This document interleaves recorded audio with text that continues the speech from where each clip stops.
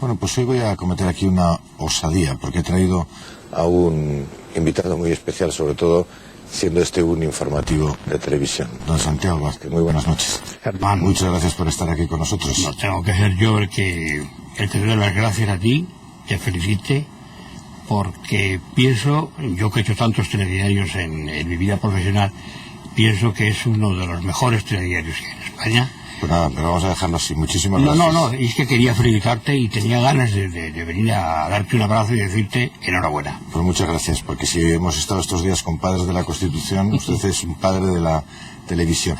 Pero dígame, esa cosa de abandonar la televisión, después de programas que llevaban tanto tiempo, telediarios que tenían éxito, etcétera, y dedicarse a la literatura, ¿es un shock, una vocación que había que sacar adelante? ¿Nos llamamos de tú o de usted? Bueno, aquí nos llamamos de usted, pero podemos cambiar rápidamente. De tú. Pues de tú. De tú. Con permiso de la audiencia, sí, somos compañeros de muchos años y de muchas fatigas, porque aquí, como digo en un próximo libro, aquí hay muchas rosas y espinas en el medio de radio y televisión. Bueno, pues esta es una vocación que me llega a mí desde joven, desde muy joven. Lo que pasa es que la televisión, tú sabes que te lleva mucho tiempo. Te preguntaba antes a qué hora venías, a las 4, pues yo igual. Yo me levantaba por la mañana prontito, iba al telediario, me marchaba luego a León a hacer un reportaje y no tenía tiempo de escribir. Y un día me cansé y dije, pues dejo televisión y me dedico a escribir lo que me gusta. Y aquí estoy. Apareció, entre otros muchos libros, artículos, colaboraciones en la prensa, un libro que es un poco como el paso, ¿no? Sí, ¿sabes? La descomprensión, testigo de una vida en el que hay tantos personajes a los que conociste a través de la televisión, de la radio, etcétera. Muchos. Además, ¿sabes qué pasa? Que ese libro yo no lo iba a llamar así. La editora me dijo que sí, que lo pusiera.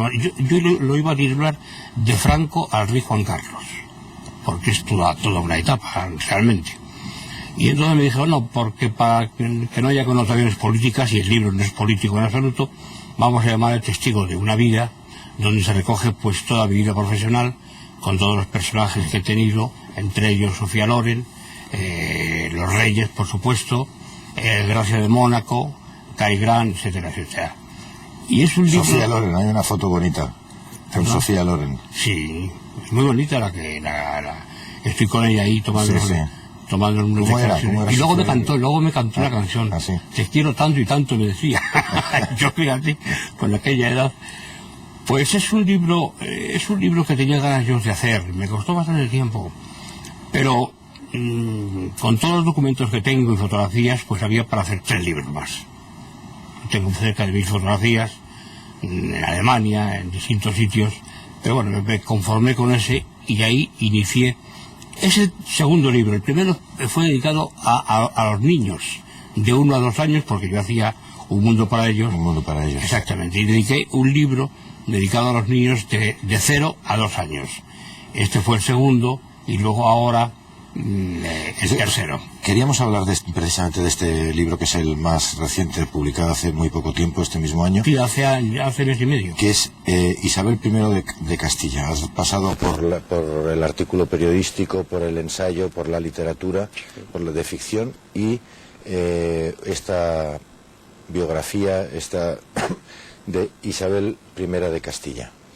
Que lo primero que te quiero preguntar es que es un personaje polémico, que tiene sus detractores y sus valedores, sí. Casi todos ellos o muy detractores o muy valedores. Sí, hay leyendas negras, eso. Pero a mí me sorprende de que todos los que os habéis introducido en el personaje, bien para hacer literatura sobre él, bien para hacer ensayo histórico, acabáis fascinados. Sí, ¿Por qué? ¿Qué tiene? Porque es una mujer fascinante. Mira, es que además no solamente los historiadores de ahora, podemos decir, sino los de su época, tenían una atención sobre ella, porque era grácil, era hasta guapa. Es decir, los retratos de ella no la favorecen para nada. Montaba a caballo maravillosamente bien, sabía latín, castellano perfecto, era una mujer muy refinada. Se quedó huérfana muy pronto de su padre Juan II de Castilla, y a su madre, como sabes, a Isabel de Portugal, se metió en Arévalo, en el castillo de Arévalo, porque la perseguía las sombras de Álvaro de Luna, a quien ella mandó de alguna manera a justiciar. Pero es una mujer que tenía el talle fino, era una gran amazona, era una mujer muy enamorada de su marido, era madre de 5 hijos, que es lo que tuvo, a los que adoraba, pero ella era a la vez la impulsora de la unión de España. Es decir, el estratega es Fernando, la impulsora, la que va a caballo incluso embarazada y todo, y recorre todos las regiones o los reinos en aquel momento de lo que hoy es España, es ella. Y eso es lo que fascina, una mujer valiente, una mujer firme, una mujer con un lenguaje precioso castellano. Y entonces yo he pretendido, porque esta no es una novela biográfica, es novela pero con diálogo. Con diálogo, sí, sí. Con diálogo.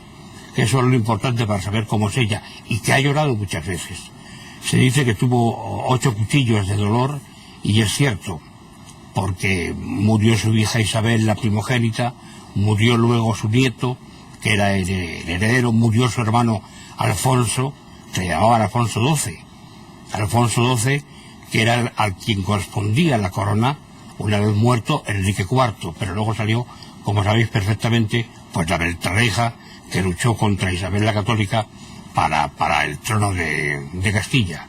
Derrotados los portugueses en Pere Gonzalo, en Toro, ahí ya es cuando se acabó ya la Beltraneja, se marchó a Lisboa, y allí dice, yo esto no lo he visto en ninguna biografía ni documentos, dice que después de muerte Isabel la Católica, o Isabel I de Castilla, el rey Fernando fue a pedir la mano precisamente de la Beltraneja, de Juana la Beltraneja.